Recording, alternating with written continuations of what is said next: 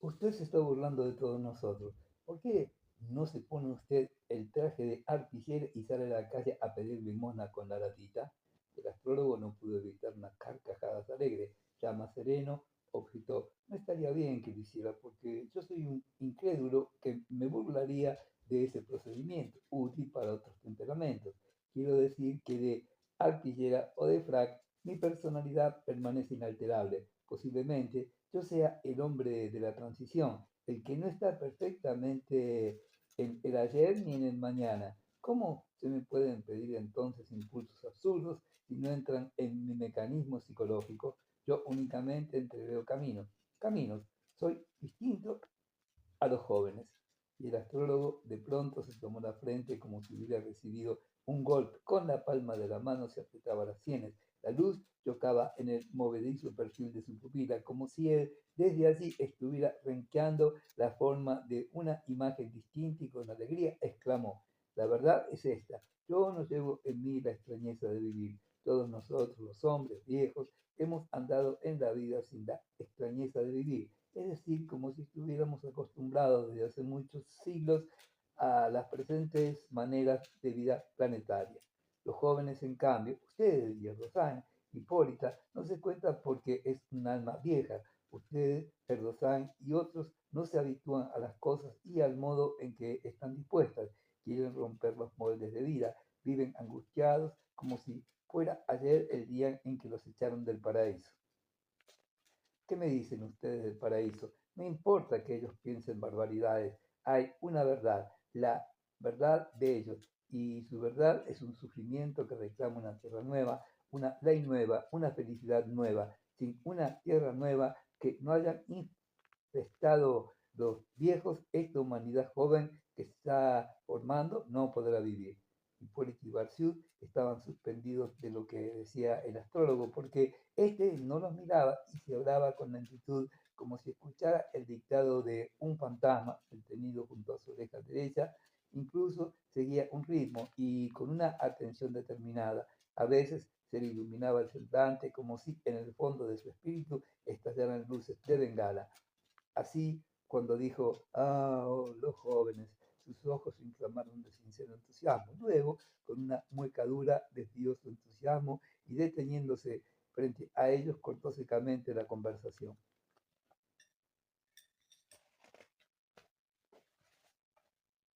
Importa poco que me crean o no, eso tendrá que venir, lo impondrán millones de jóvenes. Con aspecto de hombre fatigado, se dejó caer en el sillón forrado de terciopelo. Cayó, reposando con expresión abstraída de su excitación anterior. Parecía un boxeador en un intervalo del combate, las manos abandonadas sobre las piernas, las mandíbulas ligeramente colgantes, los ojos enneblinados. Permaneció así algunos minutos. Una voz sin sonido murmuró en sus oídos, no se puede negar que soy un hábil comediante, mas como el astrólogo sabía que sus manifestaciones eran sinceras, desechó las palabras de la voz y dijo, aunque todo en nosotros estuviera contra la sociedad secreta, debemos organizarla. Yo no insisto en que deba ser de esta o de aquella forma, pero a toda costa hay que infiltrarla en la humanidad. ¿Se dan cuenta qué hipócrita es uno? Digo, infiltrarla cuando debería decir, debemos hacer que resplandezca nuevamente una sociedad o una orden cuyo único y rabioso fin sea la busca de la felicidad. Hipólita levanta la cabeza, deja de mover con los dedos una borla de su vestido y lanza una pregunta extemporánea. Dígame, ¿se puede saber de dónde lo sacó a ese hombre? ¿Qué hombre? El cabelludo, ese de ojos como huevos. El astrólogo sonríe. ¿Por qué me pregunta eso? ¿Qué tiene que ver con lo que conversamos? Me interesa ese tipo. Bromberg, la historia de Bromberg es interesante. Un tipo de delincuente simulador, un poco loco, nada más. Cuéntela, ¿por qué le llaman ustedes el hombre que vio la partera? El astrólogo consulta su reloj. Miró, no sea que pierda el último tren, pero hay tiempo todavía. Y comienza. Bromberg desde pequeño tuvo una extraordinaria aversión a las parteras. ¿Por qué? Él mismo no podía justificar esa repulsión. Posiblemente algún detalle olvidado, la función misteriosa que esas mujeres desempeñan para la imaginación del niño, la atmósfera de brutalidad que las rodea, eh, Invisiblemente, el caso es que bastaba pronunciar en su presencia la palabra partera para provocar en la criatura un estremecimiento de miedo y repugnancia. La mala suerte que persiguió a este hombre desde pequeño hizo que su familia se mudara al lado de la casa donde vivía una partera. Allí, allí ocurrió lo grave. Una noche el chico estaba sentado en el umbral de la puerta de su casa. De pronto, un fantasma blanco se desprende de la puerta de la casa de la partera y corre a su encuentro abriendo los brazos. El niño arrojó un grito tremendo. Era la sirvienta de la partera, una mulatita que quiso divertirse con su espanto. Bromberg se desmayó. Durante mucho tiempo estuvo enfermo. Aún ahora, si usted lo observa, duerme con la lámpara encendida, y eso que han pasado 20 años, casi de haber ocurrido el suceso. Al llegar a los 16 años, en compañía de otros muchachos de su edad, más románticos que malvados y más estúpidos que inteligentes, influenciados por el espectáculo de cintas policiales, se dedicaron a robar, organizando una pequeña banda de malhechores de barrio. Blomberg era el organizador de la pandilla. No trabajaba ni quería trabajar, era perezoso, agotado por la masturbación, mentalmente incapaz del más pequeño esfuerzo. Más tarde me confesó que se masturbaba hasta 7 veces por día. En esto estamos cuando es detenido en la ejecución de un robo. Y si se quiere, por culpa de la partera. He notado. Va a ver, una noche la pandilla asaltó la casa de una familia que estaba veraneando. La propiedad estaba al cuidado de un matrimonio español que solía ir al cine. Blomberg, en compañía de sus amigos, estudia las costumbres del matrimonio. Y una noche saltan la tapia de la casa por un terreno baldío. Ya en el interior comenzaron a violentar los muebles, pero sin precauciones, a puntapiés y martillazos. Lo único que faltaba era que llevaran bandas de música para festejar el escándalo y la fractura. En el vaivén del robo, Blomberg nos explicó que uno de sus compañeros, posiblemente por hacer un chiste, se había recostado en una cama de la casa donde habían ido a robar. Además, está decir que estos actos insólitos son frecuentes en los delincuentes principiantes. Acostarse en la cama del dueño de casa, hacer ruidos, comerse los restos de la comida que han quedado en una fuente, todas en las constituyen actitudes nerviosas que los novicios asumen instintivamente. Hay un afán de demostrar sangre fría, desprecio al peligro y necesidad de satisfacer un misterioso anhelo mórbido. El ladrón, aún el más curtido de la profesión, hablará siempre con entusiasmo de esos momentos terribles en que con los nervios de punta provoca manzanamente un peligro que le interesa esquivar. Recuerdo de uno que me decía pensativamente, deslizándose casi pegado a la fachada oscura: vea, cuando yo tenía 18 años y no sabía robar, ese día estaba enfermo, inquieto. Bueno, volviendo a Bromberg, vaya a saber lo que pensaba en aquellas circunstancias.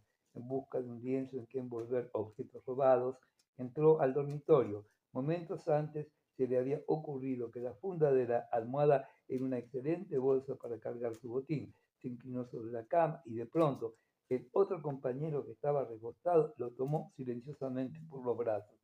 El golpe de espanto que sacudió a Bromberg fue semejante al producido por el fantasma desprendido de la casa de la partera. Instantáneamente se reprodujo la crisis infantil, gritos agudísimos y convulsiones epilépticas. Vecinos que pasaban por allí escucharon los alaridos de un muchacho e inmediatamente llamaron a la gente de la esquina. Ustedes se darán cuenta del tole que se armó adentro. Los rateritos no se atrevían a abandonar a Bromberg, sabían perfectamente que éste se vería obligado a denunciarlos. Por fin, el vigilante, acompañado de varios transeúntes heroicos, entró a la casa saltando también la tapia, pues ellos no se atrevían a forzar la puerta de entrada. Imagínense qué pesca: 5 muchachos desesperados tratando de volver en sí a un energúmeno que se revuelve como una fiera encima de grandes bultos de ropa, la mercadería que ellos habían preparado para llevarse. De más está decirlo, muchachos, objetos empaquetados, objetos empaquetados y herramientas empleadas en la fractura, todo fue a parar a la comisaría. Como se trataba de hijos de familias modestísimas, el comisario procedió sin contemplaciones y de la comisaría seccional pasaron al departamento de policía.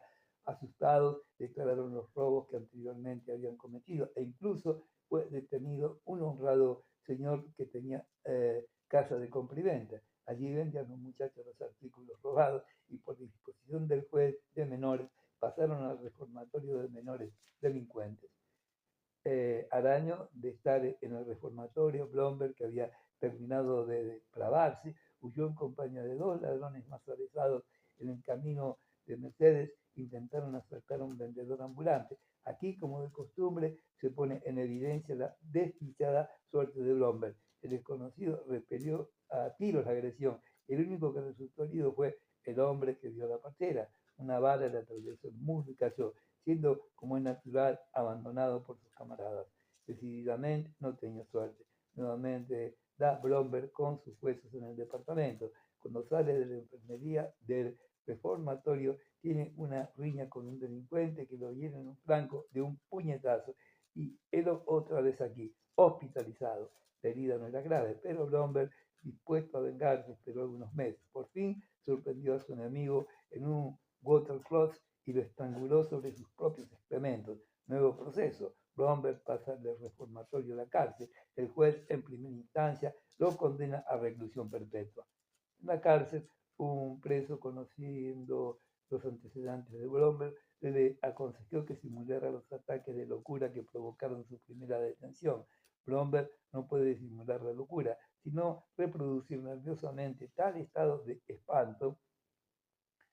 Nuestro desdichado dio comienzo a la comedia, posiblemente más perito que los médicos en juzgar si la locura o no disimulada son los alcaires y guardianes de las cárceles, pero Blomberg reproducía su crisis de espanto acompañada de convulsiones nerviosas tan perfectamente que terminó por convencerlos. Es un comediante perfecto, quiero decir, es un hombre que almacena intensamente el recuerdo que desata su miedo, afloja el resorte y deja instantáneamente de ser el hombre para convertirse en la criatura espantada a la que el terror retuerce como un remolino precipitado el cuerpo contra las paredes o escaleras abajo. Una noche la crisis de espanto fue tan violenta que el miedo de Blomberg se contagió a otros dos encarcelados epilépticos. Estos a su vez comenzaron a chillar. Como aquella sección de la cárcel amenazaba convertirse en el bloqueo, el médico de la prisión dispuso el traslado de Blomberg al hospicio de las Mercedes. En el hospicio, aún la Suprema Corte no había dictaminado sobre la sentencia de primera instancia. Continuó simulando la persecución del fantasma hasta que una noche consiguieron fugar. Las andanzas de Blomberg fugitivos son enormes. Trabajó en todos los oficios, incluso llegó a ser lavapisos en un centro espiritista donde yo lo conocí. Su naturaleza desequilibrada por tantos percances, pero conservando una primitiva ingenuidad, se volcó de lleno para secundar mis proyectos. Pero caramba, amiga mía, usted ha perdido el tren. ¿Quiere quedarse a dormir aquí? Hipólita comprendió. Se dijo, no me equivocaba, este demonio quería ganar tiempo. Envolvió al astrólogo en una mirada de abanico y sonriendo con dulzura solapada repuso, yo preveía que iba a perder el tren, como no, me quedaría a dormir. Barcio se levantó perezoso, su frente estaba más arrugada que de costumbre. Dijo, tengo sueño, hasta mañana. Y salió silenciosamente, perdido entre los árboles del jardín. Lo seguía descalzo el hombre que vio la partera. Cuando quedaron solos, el astrólogo repentinamente masculló. ¿Cuánto tiempo nos ha hecho perder ese imbécil? Venga, amiga, nosotros tenemos que hablar. Y se encaminó hacia el cuerpo de los títeres. Sonriendo displicentemente lo siguió Hipólita. Si al amanecer del día lunes hubiera estado colocado un espía en la puerta de la quinta a las 5:30 de la madrugada, habría visto salir una mujer cubierta el rostro de un velillo bronceado y arropada en un tapado color de madera. La acompañaba un hombre. Ella se detuvo un instante frente a la puerta sola de madera, iluminada por la claridad azul del amanecer. El astrólogo la contemplaba con inmenso amor. Hipólita avanzó hacia él y tomándole por los brazos con sus manecitas enguantadas le dijo,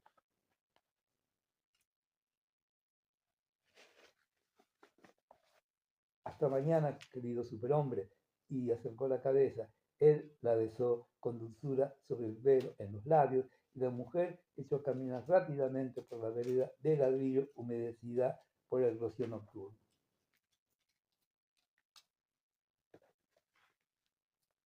Trabajando en el proyecto. Rosain ha vuelto de la calle, con frío en el cuerpo y palpitaciones en las sienes. Se deja caer aniquilado en la cama y cierra los ojos. Su alma tiene sueño. Casi siempre el que tiene sueño es el cuerpo, pero su alma también quisiera dormir ahora. Pierde la sensación del límite de sus miembros y le parece que se disuelve en una neblina cuyo centro sensible es su cerebro. La neblina avanza oscura sobre el mundo como una nube de hollín. Pedro Sánchez acaricia la frente ardiente con una mano fría. Más piedad no podría sentir por una criatura extraña y desmantelada. Ya disuelto en el mundo, atraviesa murallas, cubre extensiones de campo yermo, penetra en arrabales de casas de madera forradas de hojarata, salta sobre los rieles y los pasos de nivel, se disuelve lejos. A veces un farol de queroseno ilumina un trozo de camino embaldosado de ladrillos, resbala como una nube, corta perpendiculares frialdades de arbolados, deja caer de sí los puentes pintados de miño y alquitrán, las fachadas iluminadas en las noches por reflectores bajos, los letreros de gases y aire líquido, y cada vez que se detiene una mano misteriosa le golpea la frente, un escalofrío le punza el corazón. Retorna a su invisible martillo. ¿Qué importa que esté tendido en una cama y que sus párpados oculten sus ojos? Sin quererlo se disuelve en el mundo. Cada partícula de ser viviente, cada techado arroja en su sensibilidad la multiplicidad del misterio. Se dice que si el océano tuviera corazón, no podría padecer más que él. También dijo, si yo hubiera estado condenado a caminar día y noche entre ciudades oscuras, en calles desconocidas, escuchando injurias de gente que nunca había tratado, no podría sufrir más.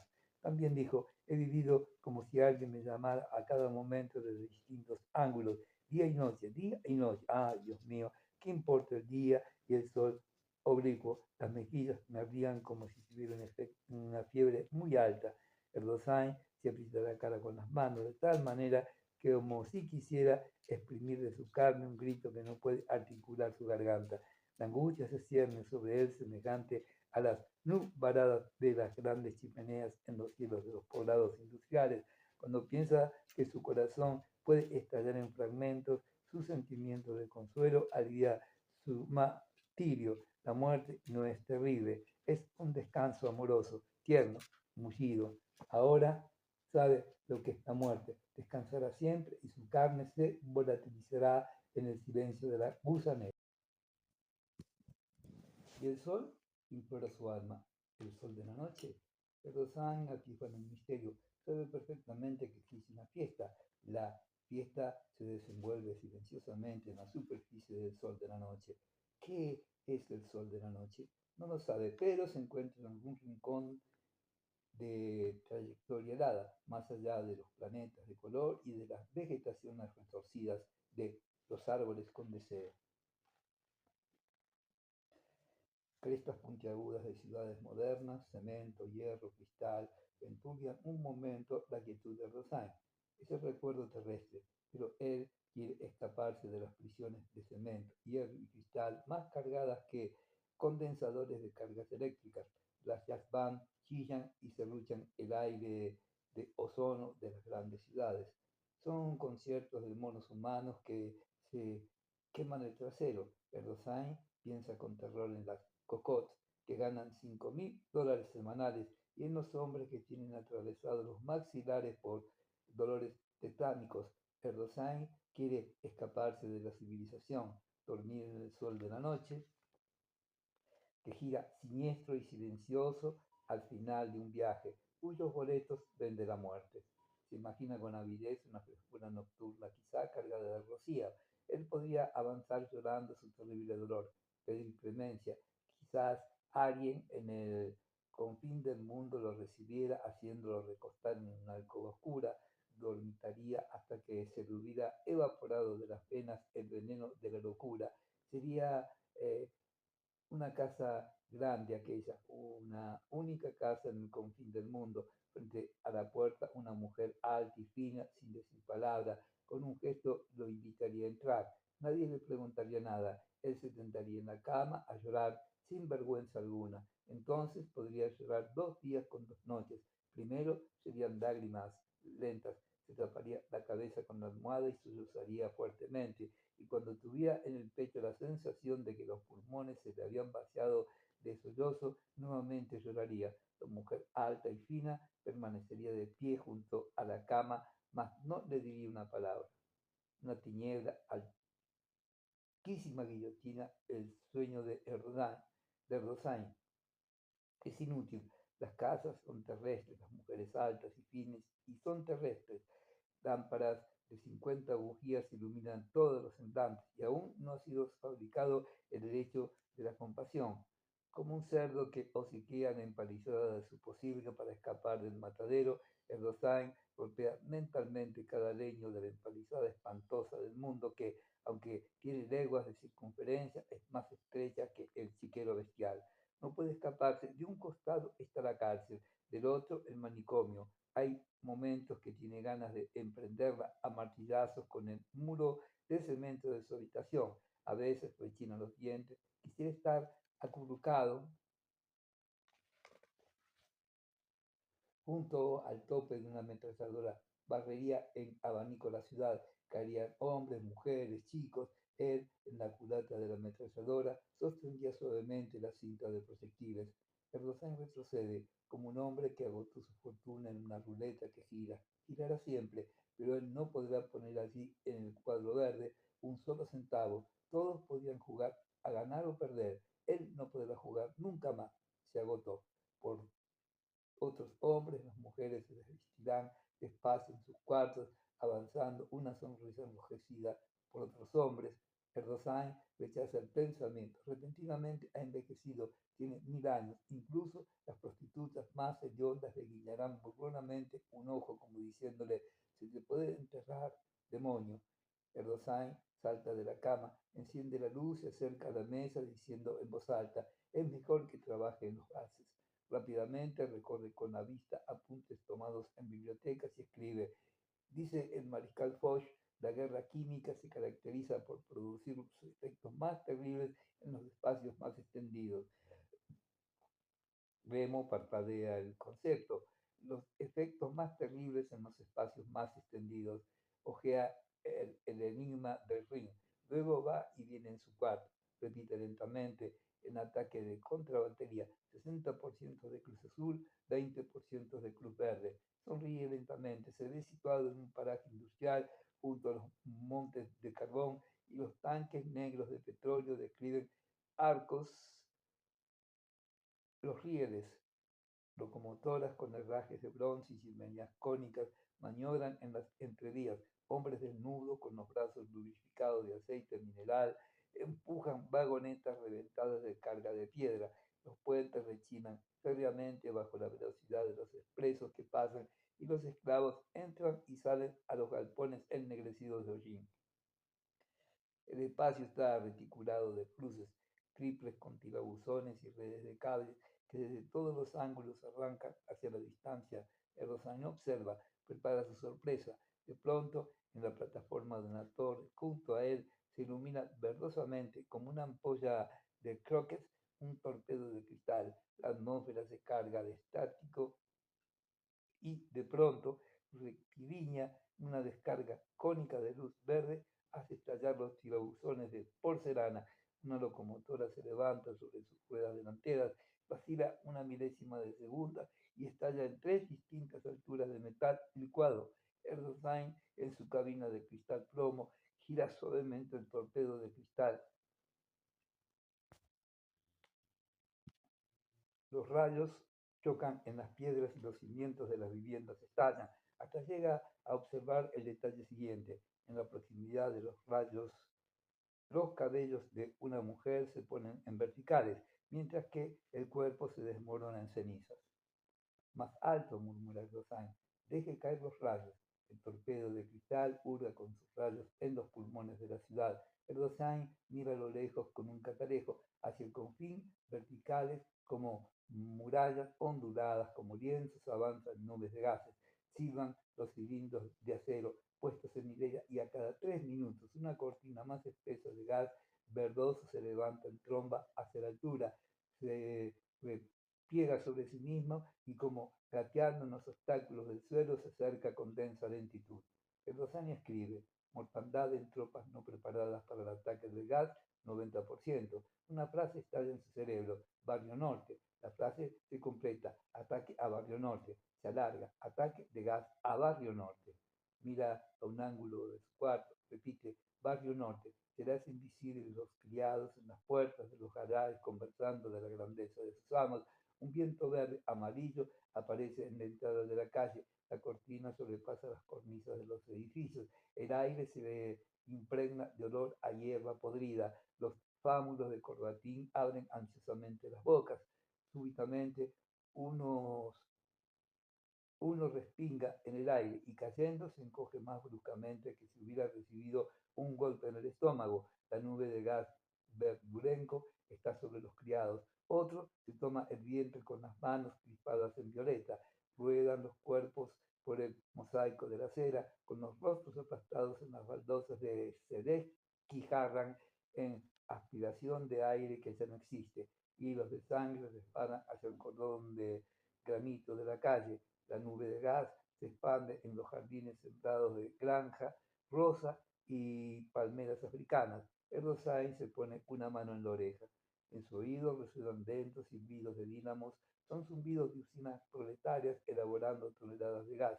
Hombres embutidos en traje de goma, con casco de caucho y cristal, vigilan el manómetro de los compresores y los pirómetros de los catalizadores, la tubería de los refrigeradores que cubren lentamente de algodonoso polvillo glacial. La fábrica de fosfogeno es visible en los ojos de Rosain. Tienen que concentrarse fuertemente para apartarse de esta imagen y continuar redactando un estilo que se le antoja enfático. La disciplina del gas tiende a considerar a todo gaseado como un herido grave. Escribe enérgicamente, acentuando con inconsciente cargazón de tinta las curvas perpendiculares de las letras. Tan importante es el empleo de gas que el 60% de los proyectiles que se fabrican al final de la guerra estaban cargados de tóxicos. A momentos de reactar para tomarse con las palmas de la mano la, el plano de la frente. Se siente afiebrado, escrúpulos tardíos le remueven la conciencia, el secreto del gas, los muertos, caerán los hombres por la calle como moscas.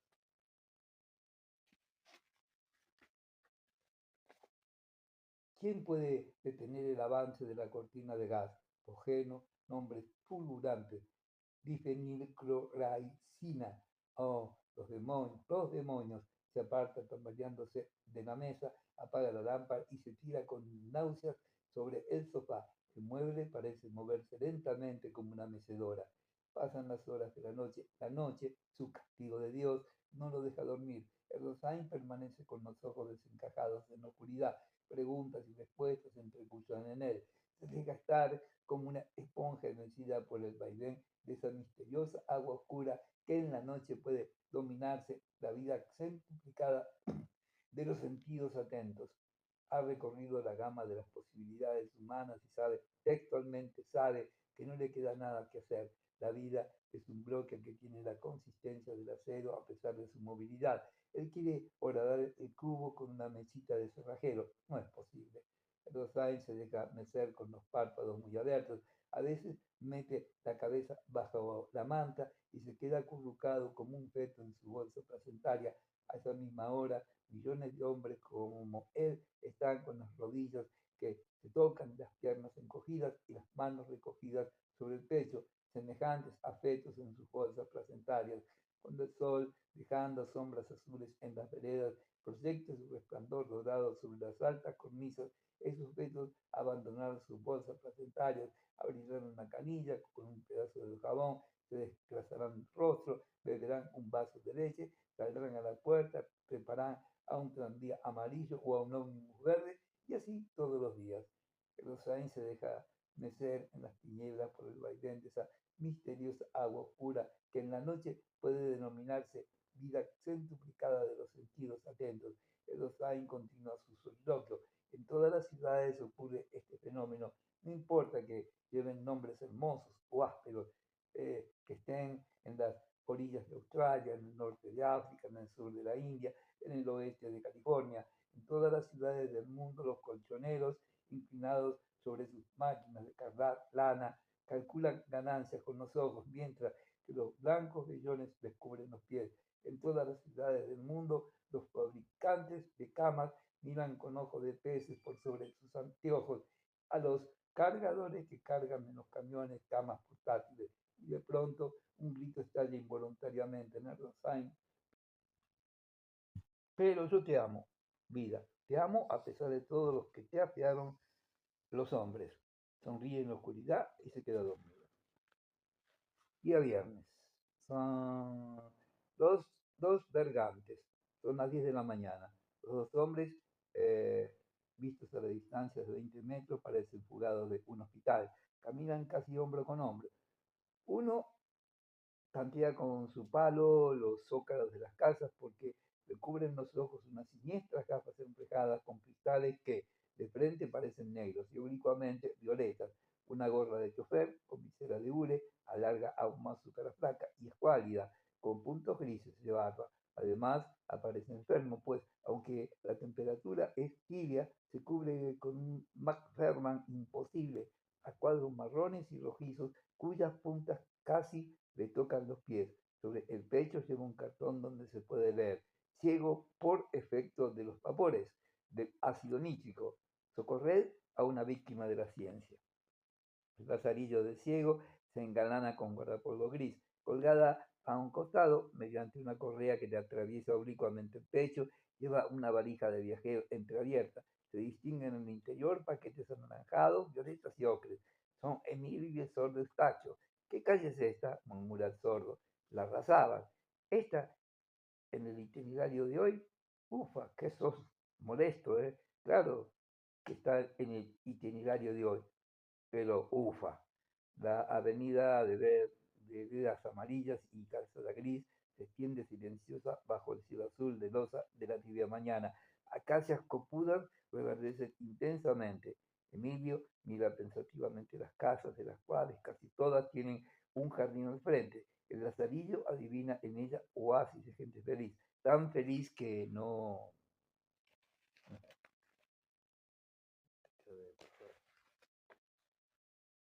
Persigue la peligrosa vegetación de dichos canastos que tranquilamente se dejan caer de las ramas hacia las veredas por su plateado hilo de seda.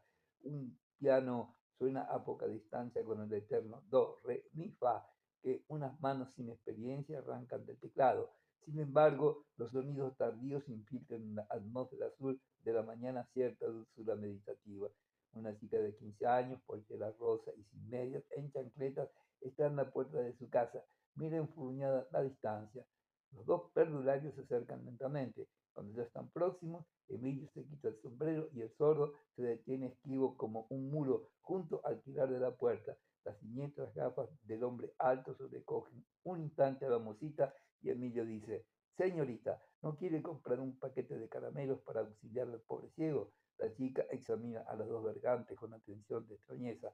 Lee el cartelito. Así que está ciego su papá. Dice la chica: no, señorita, ciego del todo, no, pero casi completamente ciego. ¿Y cómo fue? Se interesa.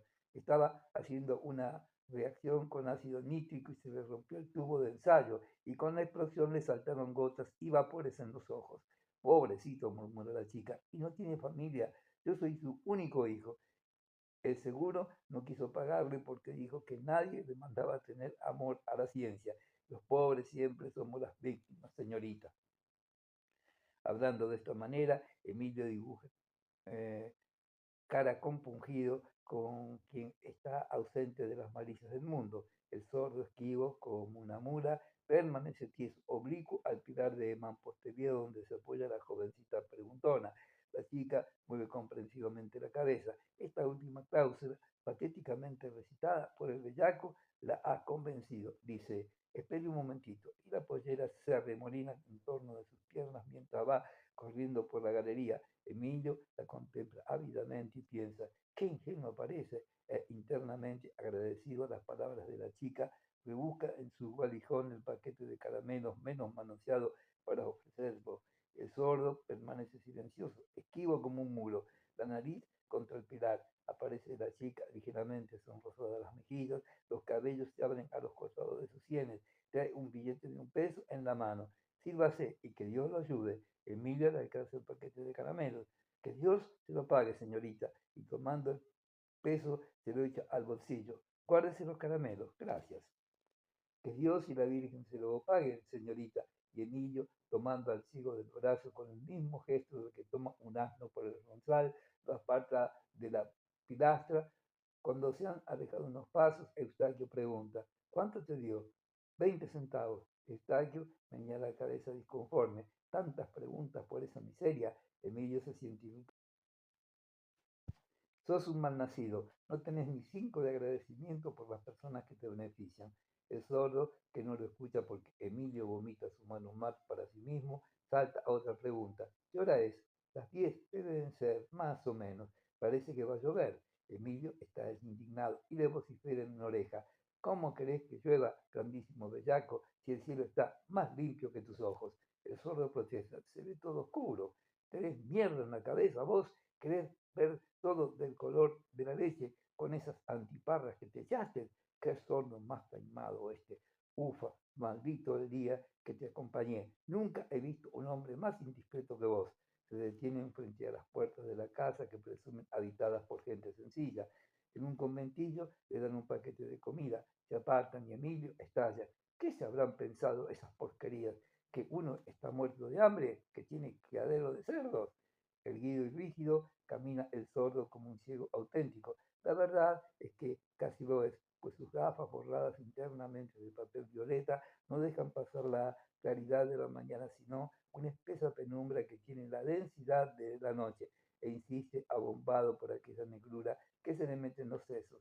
Debe estar por llover, no se ve nada y hace un calor bárbaro. ¿Cómo no vas a tener calor de yacos? Si estás sintiendo el calor de los tizones del infierno, donde los diablos te van a tostar por mal hombre. Tengo sudado los sesos, jodete. ¿Por qué te pasaste toda la vida haciendo calabazas para ganar a las carreras? ¿Para que te sirvió tu cálculo infinitesimal? Para atraillarme por estas calles como un pobrecito de Dios. ¿Cuánto habremos juntado hasta ahora? 6 pesos más o menos. Yo no sé qué pasa ahora. Antes, a mediodía, casi siempre teníamos como 10 y 15 pesos juntados. Ahora a gatas y se saca la mitad. Y la gente da. Yo siento que te da. Mira, como me digas otra vez lo mismo, te planto en medio de la calle. Llamo a un vigilante y le digo, vea, este sordo bellaco está estafando a la gente. ¿Qué te pensaste vos? ¿Que te estoy robando? Me traes como a un pobrecito por estas calles de Dios y todavía me cuestionás. No tenés vergüenza. Todo lo que sacamos te lo jugás a las carreras. Y las chicas en casa pasando miseria. Sos un mal hijo y peor hombre. Lo único que sabés es imaginar bellaquerías. Sos un taimado. Eso es lo que sos. Ruge irónico el sordo. Tachí, tachí. Vergoñato. Y le llama, sos un cínico. Lo imitas al italiano enfermo. Pero a vos también se te va a convertir en sacarosa la sangre. Reíte nomás. Vas a ver. Al freír será el reír. Rígido, el sordo camina en silencio, con empaque de mulo, agobiado, triste, Emilio.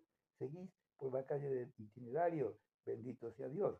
Pareces un general de brigada. Estoy seco con tu plan. Claro que vamos. Es que en el itinerario hay una plaza. Todavía no hemos llegado. ¿Qué culpa tengo yo? ¿Querés que te instale la plaza aquí, en medio de la calle? Una señora viene de la feria con un cestón entre cuyas tapas cuelga la cabeza de un pato degollado. Los detiene encuriosada, tan joven y ciego. ¿Piden limón a ustedes? No, señora, vendemos caramelos a las personas de buena voluntad que quieran ayudarnos. ¿Y cómo le pasó eso? Estaba haciendo una reacción con ácido nítrico y se rompió el tubo de ensayo y con la explosión le saltaron gotas y vapores en los ojos. Y no habla, continuó la mujer examinando el tanque que permanece detenido, esquivo como un muro cuya venta transmite un gitano. Es que es sordo además, señora, sordo como una tapia. Qué desgracia. ¿Y venden ustedes caramelos, señora? Paquetes de 10 y 20 centavos. ¿No tienen paquetitos de 5? No, señora. Entonces será otra vez. Y la vieja parlera, porteando su cestón de vituallas, se retiró compadecida. Emilia se quedó mascullando infamias. ¿Ves, sordo perverso? La tenés con estos barrios. El otro que no oye sino se le habla muy fuertemente en la caja del oído, marcha imperturbable y atiesado. ¿Cuánto te dio? Emilio se inclina sobre él y le vocifera, y pegándole casi los labios a la oreja, no me dio ni 5. Eustaquio pone, no importa, por cada pobre vivo que nos da, hay 10 imbéciles que dan. No te dirijas a las señoras de edad. Las señoras de edad son tacañas y duras de corazón. La estupidez humana es infinita. Dirigite a las mujeres humildes, no a las burguesas. Las burguesas son avaras. Pedile a las pobres mujeres. Las pobres mujeres tienen un corazón asequible a los sentimientos tiernos. Las mujeres que van a la feria y compran patos descabezados, no creen en Dios ni en el diablo. Pedirle a las chicas se enternecen, no tienen experiencia todavía, no hables mucho, un lazarillo que habla mucho convence poco. ¿Me oís? Sí que te oigo, bellaco. Le dijiste que estaba ciego por mi amor a la ciencia. No, aúlla Emilio, decí siempre por amor a la ciencia. Es una frase que convence. Empieza así, ciego por su ferviente amor a la ciencia. Agrega lo de ferviente. Después coloca la cláusula del ácido nítrico. Ahora sí que me parece que el cielo está nublado. Las nubes las tenés vos en la cabeza, Truán. En la vereda frontera aparece un frutero vociferando su mercadería. El sordo lo oye. Podría decirse, por intuición, le grita a Emilio. Che, llamado al frutero. Ahí estás, glotón. No pensás otra cosa que darte la vida de un arcipreste. El frutero se acerca derrengado por dos estones que le enyugan el cogote con una lonja de cuero. Tiene cara de picardía y examina a los dos perdularios con gesto de quien descubre el secreto de la trampa. Los tres proletarios de la calle disputan unos minutos y por fin el sordo embaula en los bolsillos de McFerman 2 docenas de bananas. Ahora los dos hermanos llegan a la plaza del itinerario, buscan un banco a la sombra de un árbol y se echan allí. Emilio tiene los pies doloridos. El sordo bufa, aturdido por su ceguera artificial, murmura, che, ¿me puedo sacar los anteojos? No, hay gente por ahí. El sordo esguinza el rostro y comienza a comer bananas. Arranca las cáscaras en 3 tiras y las arroja sobre sus espaldas al cántero verde, a cuya orilla está el banco. Come ávidamente, llenándose la boca de modo que la saliva corre entre los puntos grises de la barba que le sombrean los labios. Emilio lo observa disgustado y come púdicamente, dando más rápidos y profundos bocados que el otro. El sordo comienza a filosofar. Decí si no es brindar una vida así. Emilio se sinceró. Uno no tiene que preocupaciones, horarios, jefes que lo griten, la libertad absoluta. Querés decir, pedís, no querés pedir, no pedís. ¿Viste el otro día esos campos por donde andábamos? Mirá, me ha quedado la gana de hacerme una choza de lata para ir a vivir como un abade, panza al sol, me llevaría el Quijote y una caña de pescar. ¿Para qué trabajar y romperse la cabeza? Sos un pelafustán. De las chicas, ¿quién las ayuda? El Papa. Y mamá, tienes razón, Juan, cuando dije que sos un mal hijo y un mal hermano. Si no fuera como vos, los piojos le mandarían al trote por encima. El sordo calla, mascullando internamente su ideal de vagancia. Un trozo a la orilla de un río, campo verde y esperar que la vida pase, como aguarda un enfermo en la antesala de un dentista que llegue el turno para que le extraigan el diente que le hace sufrir. Escribiendo su garrot, empático de autoridad, se acerca, buida la mirada sobre los dos hombres, el guardián de la plaza. Ustedes tiraron esas cáscaras de bananas ahí y señala el cantero. No lo pueden negar porque el sordo está atracándose con la banana número 19. A ver si juntan esas cáscaras y se mandan a mudar. ¿Qué se pensaron? ¿Que esto es un potrero? El largo Emilio meñó la cabeza con resignación de mártir. sube al cantero y junta, inclinando las cáscaras que el sordo despreocupadamente ha tirado por encima de sus espaldas. Eustaquio adivina el rezongo de Emilio y sonríe sardónicamente, pelando la banana 20. Emilio piensa, y después se queja si me guardo una parte de la limosna. Da más trabajo él solo y un regimiento de criaturas. Ergueta en Temperley. La ingenua alegría que disfrutaba Ergueta en el hospicio de la Mercedes, divagando a su antojo entre dementes fáciles de entendedera, desapareció al ser retirado del hospicio por los trámites que efectuó Hipólita, secundada por el astrólogo. Este lo condujo a su quinta de Temperley. Ocupaba Ergueta en compañía de Barsud y Bromberg una habitación sobre la cochera para dedicarse con mayor eficacia a sus especulaciones de carácter religioso. Dormía durante el día, por la noche estudiaba la Biblia, fortaleciéndose en los salmos de los profetas contra las tentaciones del mundo y las cobardías de su carne. Sabía que en breve tendría que arrostrar trabajos de predicación, pues estos entraban en su plan después de la visita con que lo agraviara Jesucristo. Al volcar sus pensamientos a los tiempos que había vivido pecando, tenía la sensación de que le habían ocurrido sucesos anormales, mas la sensación se debilitaba comparada ahora con el desapego instantáneo que le sobrecogía cuando pensaba que estaba obligado a ponerse nuevamente en contacto con los hombres. De más está decir, Elgueta no experimentaba ninguna necesidad de abandonar la soledad de la quinta, que con su tupido follaje le parecía formar parte de una costa latina donde tantos trabajos había padecido el apóstol Pablo. Contaba más tarde Barzú que el iluminado no demostró ningún interés para enterarse de qué manera en tan breves tiempos habían acontecido en su vida cambios tan bruscos. Su atención vital estaba colocada en otra parte. El peso que la divinidad había descargado sobre sus hombros la noche de la revelación de Jesús y lo extraordinario de la obra que ahora tenía que emprender para llevar al conocimiento de los hombres la verdad revelada. Leía continuamente los hechos, deleitándose en los trabajos de Pablo e indignándose contra las asechanzas de que le hacían víctima a los judíos, sirios y macedonios, y la atención que le prestaban los ciudadanos griegos, los naufragios en tierras bárbaras y la predicación del antiguo gentil era como un espejo donde él veía reflejarse sus trabajos futuros.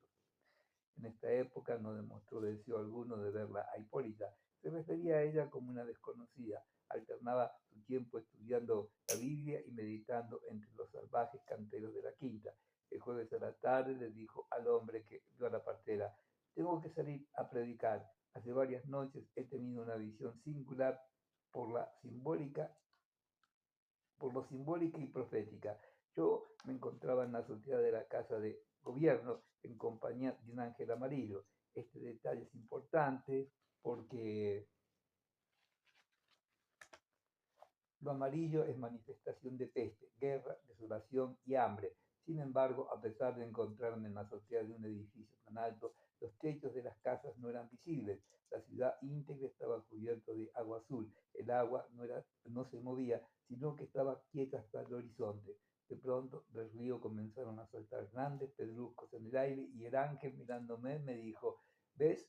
Va a aparecer un nuevo continente. Bromberg entreabrió los ojos como platos y dijo, ¿es posible que usted haya visto eso? Yo he estudiado las escrituras y tengo una interpretación nueva de la nueva iglesia de Jesús. El farmacéutico giró torvamente su perfil de gavilán y respondió casi envidioso, todas esas son pamplinas, ¿qué sabe usted de la nueva iglesia? El otro se alejó. Le evitaba ceder a los impulsos de su vanidad, confiando a extravíos sus verdades tan caras porque comunicaba a otros su secreto. No era aquello una vanidad de falso profeta que buscaba admiradores de su sabiduría.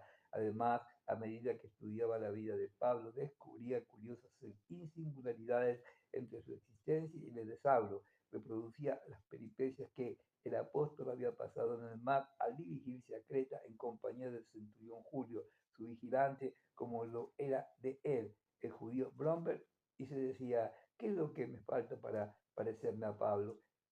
Él fue iluminado en el camino a Damasco, yo en el hospicio de las Mercedes, él estuvo prisionero en Cesarea, yo ahora estoy aquí en Temperley. A él lo interrogó Agripa, rodeado de sublimes rabinos, y a mí el director dormitorio, un manicomio, rodeado de médicos letrados y soberbios que no conocen una palabra de las Sagradas Escrituras. No podía menos de sentirse edificado y agradecido a la providencia que de tal manera lo singularizaba entre sus semejantes. La lectura de los naufragios del apóstol en costas ásperas y duras, pobladas de hombres barbudos e idólatras, encendía su recogimiento. Después de meditar los capítulos de los Hechos, las noches silenciosas e inmensas de la antigüedad romana entraban a sus ojos. Comprendía la sequedad de los desiertos judaicos, donde otros profetas sucios como porqueros realizaban trabajos de profecía, y nada asemejaba al goce que experimentaba aquel cuando se contemplaba en un arenal predicando a hombres y a mujeres vestidos con traje de calle en la proximidad de un cataclismo que oscurecía el confín del mundo y del advenimiento del día del juicio postrero. Incluso gozaba en andar en la alpargata, pues pensaba que era más lícito, aún predestinado a la profecía, el usar alpargatas y calzar botines. Le contaba que los hombres del Viejo y Nuevo Testamento se alimentaban de langostas resecas y andaban descalzos, de manera que su sacrificio actual era nimio, pequeño placer que se sumaba a la indulgencia y la felicidad que le proporcionaba el secreto de su actividad. Dormía poco. De noche bajaba al jardín y, arrastrando sus zapatillas en los caminos húmedos del rocío, pensaba largamente. Los canteros y la hojarasca animaban con manchas de betún la oscuridad menos densa, semejante al ganado dormido. A Guetta le parecía abrirse espacio entre cortinas de silencio. Más atrás dormían los hombres sacudidos por pasiones terrestres y él, al pensar en su fortaleza y en las palabras que Jesús le había comunicado, levantaba lentamente los ojos a las estrellas, impregnado de agradecimiento. A veces despertaba de un sueño rodeado de un círculo de sapos. Los astros en la altura cavernosa movían sus párpados de plata. El vertiginoso petardeo de un automóvil cruzaba el camino. Luego el silencio tornábase más profundo y él retornaba a evocar la figura de Pablo predicando en Éfeso, rodeado de ancianos de amarillo cráneo y larga barba. Los sapos se alejaban con pesados saltos en torno suyo, y Ergueta, cayendo de rodillas, juntaba sus manos sobre el pecho y rezaba silenciosamente. ¿Qué es lo que tengo que hacer, Señor? Ya ves, he renunciado a mi mujer, a mis bienes, a todo. ¿Qué es lo que debo hacer? No ha llegado para mí la hora de predicar todavía. Otras veces pensaba que su misión debía comenzar comentando la palabra divina en los parajes de perdición. Entraría a cualquier cabaret de la calle Corrientes y como aquella era gente poco familiarizada con el lenguaje de las escrituras, les diría así: ¿saben a qué vino Jesús a la tierra? A salvar a los turros, a las grelas y a los chorros, a los fiocas. Él vino porque tuvo lástima de toda esa merza que perdía su alma entre copetín y copetín. ¿Saben ustedes quién era el profeta Pablo? Un tira, un perro, como son los de orden social. Y yo les hablo a ustedes en este idioma ranero, es porque me gusta como chamullan los pobres, los humildes, los que yugan. A Jesús también le daba lástima las reas. ¿Quién era Magdalena? Una giganta, nada más. ¿Qué importan las palabras? Lo que interesa es el contenido, el alma triste de las palabras. Eso es lo que interesa. Reos. El hombre que vio a la partera buscaba tenazmente la compañía de Argueta. Se burlaba de él porque envidiaba su sabiduría de los textos sagrados, pero de pronto la admiración sucedía a la envidia y la atmósfera agria que subsistía entre los dos hombres se evaporaba por un instante. El viernes a la noche se entabló entre ellos el siguiente diálogo. Lo escuchó Barciud, que, sentado en el tronco de un árbol, cavilaba sus problemas. Dijo Argueta: iré a la montaña a meditar 30 días como Jesús. Es seguro que vendrá el demonio a tentarme como fue a tentarlo al Hijo del Hombre, pero yo resistiré.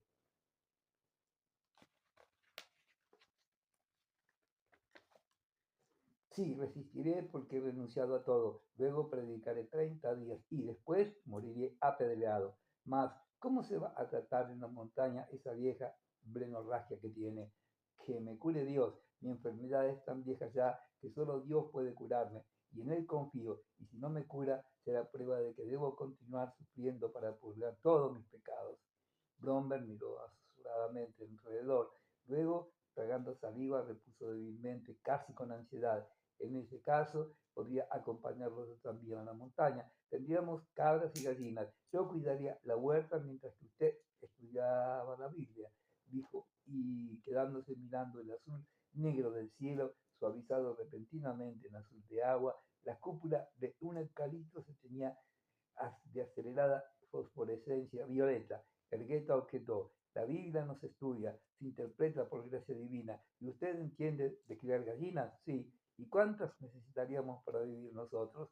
Más o menos 200 gallinas. Además, llevaríamos 2 cerdos y una vaca. Así tendríamos carne y leche y huevos. Y si nos instalamos cerca de un río, podemos pescar. Elgueta guiñó un párpado y objetó, sí, pero de esa manera no se va a la montaña ni al desierto a hacer penitencia. Los profetas vivían en la soledad de hierbas, angostas y raíces, y no en la opulencia. Blomberg pasó ávidamente la lengua por sus labios resecos, luego ansiosamente repuso, eso sucedía en los tiempos de Carlomagno. Hoy un profeta puede alimentarse bien hasta que llegue el momento en que debe predicar. Además, Jesús no le ha dicho a usted que no se alimenta decentemente. Sí, pero tampoco me he mandado que me trate a cuerpo de rey. Por otra parte, este asunto carece de importancia. Eran los fariseos los que se detenían en los tales detalles de práctica que Jesús despreciaba. Nosotros meditaremos las escrituras. Yo haré penitencia en alguna caverna. Croaban dulcemente las ranas del charco próximo, pero Ergueta no las escuchó, moviendo los brazos en lo oscuro. Blomberg se apartó 2 pasos de él. Luego, como si comunicara un secreto, reflexionó. De paso, podríamos llevar una escopeta, un galgo y un aparato de radio. La música distrae mucho en la soledad de las montañas. Ergueta se volvió indignado. Perro, perro asqueroso, ¿de quién te estás burlando? Yo iré a las montañas, pero no a convivir con un farsante. No llevaremos nada más que gallinas, y el único cerdo que hociqueará allí serás vos. Blomberg respiró aliviado. Después de observar una nuez de plata flotando en la horqueta de un árbol, se humedeció los labios con la punta de la lengua. Cierto, me estoy burlando de su conducta santa. ¿Y sabes por qué lo hago? Porque tengo un corazón vil y quiero constatar si no es usted un vulgar embaucador. Mi conducta no es santa ni nada que se parezca. ¿Quién te dijo que soy un santo? He pecado abundantemente, nada más. Luego Dios me llamó a su camino y creyeron que estaba loco. Cierto es que mis procederes semejaban a un demente, mas cómo no asombrarse frente a los prodigios de que fui testigo. ¿Te crees que estoy loco porque he regalado mis bienes a mi esposa, que pude estar a 10 pasos de aquí durmiendo con otro hombre? No, imbécil. Ella es la ramera pública, la coja que aparece en los tiempos de tribulación. Le regalé mi fortuna para que se hundiera o para que se salvara. ¿Qué me importa a mí? Soy un discípulo de Cristo crucificado. Saldré mañana o pasado a pedir limosna por los caminos, como salió el Buda, que era hijo de reyes, y Jesús, que fue hijo de menestreles. ¿Te das cuenta? Me pondré un blusón y alpargatas e iré por los caminos a predicar la vecindad de los días de sangre, porque vienen tiempos terribles.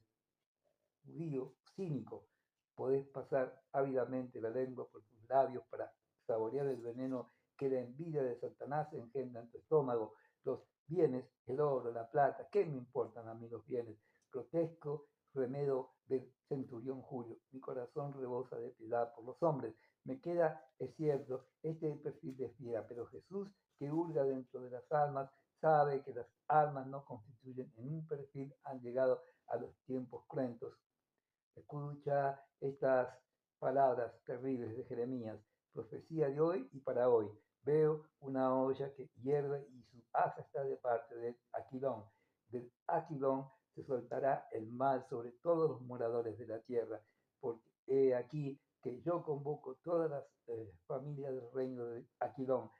¿Qué respondes, centurión Julio? El Aquilón se desató ya sobre la tierra. Escucha lo que dice Ezequiel. Destrucción viene y buscarán la paz y no la habrá. Y esto otro, el tiempo es venido a acercarse el día. El que compra no se huelgue y el que venda no llore, porque la ira va a descargar sobre toda la multitud. También esto de profeta Ezequiel, podés burlarte, pero la hora de tu fin está próxima. me lo dice el corazón. Lo negro entre los árboles crepita de crujidos nocturnos, resbalando en curva vertiginosa, se sumergió tras un macizo de sombras de alquitrán, un punto anaranjado.